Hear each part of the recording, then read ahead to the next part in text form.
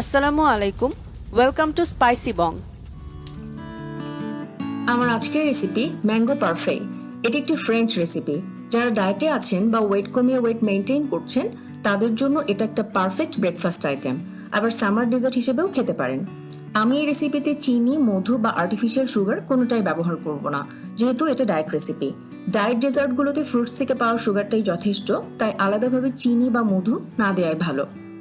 আমার চ্যানেলে diet recipe ও diet recipe ছাড়াও অন্যান্য রেসিপিগুলো যারা শুরু থেকেই দেখে আসছেন বা আমার সম্মানিত সাবস্ক্রাইবার যারা আছেন তাদের উদ্দেশ্যে বলছি, ব্যক্তিগত কিছু ব্যস্ততার কারণে মাঝে বেশ লম্বা একটা গ্যাপ পড়ে গিয়েছে। আমি আমার চ্যানেলে এই ব্যস্ততার কারণে গত 8 মাসে কোনো রেসিপি আপলোড করতে পারিনি, তবে এখন থেকে ইনশাল্লাহ নিয়মিত ভিত্তিতে ডায়েট রেসিপি ও অন্যান্য রেসিপিগুলো আপলোড করব।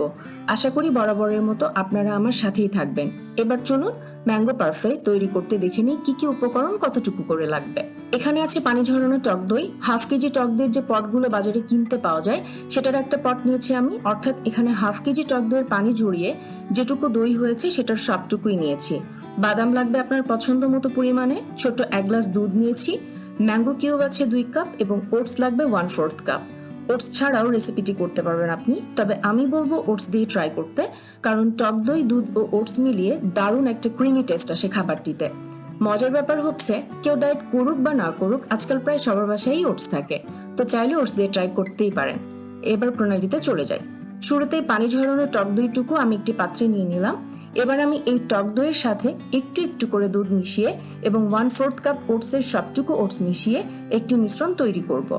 আমি এখানে টক দই ও ওটসের পরিমাণ বলে দিয়েছি, তবে দুধের পরিমাণটা একটু একটু করে মিশিয়ে মিশিয়ে অ্যাডজাস্ট করে নিতে হবে। একবারে অনেকটুকু দুধ না দিয়ে একটু একটু করে দিয়ে দিয়ে মেশাতে হবে। আর সবকিছু খুব ভালোভাবে মিশে গেলে চামচ দিয়ে তুলে আমি দেখিয়ে দিব যে মিশ্রণের টেক্সচারটা কেমন হবে। আমি এখানে দেখতে সুন্দর লাগার জন্য টক দইয়ের মিশ্রণ, বাদাম ও আমগুলোকে স্তরে স্তরে সাজিয়ে দেখিয়েছি, বা নর্মালি ম্যাঙ্গো পারফে এভাবে সার্ভ করা হয় যেভাবে আমি সার্ভ করে দেখিয়েছি। তবে খাবারটি আপনি আপনার দৈনন্দিন ডায়েট চার্টে রাখতে চাইলে এত সাজুগুজুর প্রয়োজন নেই। জাস্ট একটা বাটিতে দইয়ের মিশ্রণ, বাদাম ও ম্যাঙ্গো কিউব বা ম্যাঙ্গো পাল্প মিশিয়ে খেয়ে নিতে পারেন। সেক্ষেত্রে টক দইয়ের মিশ্রণও খুব বেশি ঘন না হলেও চলবে, যেমনটি আমি ভিডিওতে দেখিয়েছি। টক দইয়ের মিশ্রণের আমি যে টেক্সচারটি দেখিয়েছি সেই টেক্সচারের প্রয়োজন পড়ে যখন আপনি ম্যাঙ্গো পারফে গ্লাসে সার্ভ করতে চাইবেন। এবার পরিবেশনের প্রক্রিয়াটি দেখে নিই। আমি এখানে গবলেটে সার্ভ করে দেখিয়েছি, আপনি চাইলে যে কোনো লম্বা ধরনের গ্লাসে সার্ভ করতে পারেন। প্রথমে দিয়ে দিব কিছুটা ম্যাঙ্গো কিউব, এরপর কুচনো কাঠবাদাম ও এরপর টক দইয়ের মিশ্রণ। দ্বিতীয়বার একই প্রসেস রিপিট করব। একদম টপে কিছুটা ম্যাঙ্গো কিউব, কিছুটা কুচনো কাঠবাদাম, ডার্ক চকলেট ও লেবুর স্লাইস দিয়ে ফ্রিজে রেখে একদম ঠান্ডা পরিবেশন করব। আমের মৌসুমে আমার এই ডায়েট রেসিপিটি আশা করি আপনাদের ভালো লাগবে, উপকারে আসবে এবং ডায়েটে কিছুটা বৈচিত্র্য আনবে। আপনাদের ভালো লাগাই আমার সার্থকতা। ডায়েট রেসিপি বা ডায়েট রেসিপির বাইরে কোনো রেসিপি দেখতে চাইলে আমাকে কমেন্ট করুন। ইনশাল্লাহ আমি চেষ্টা করব রেসিপিগুলো সহজভাবে উপস্থাপন করতে। আমার রান্নাগুলো ভালো লাগলে প্রিয়জনের সাথে শেয়ার করুন।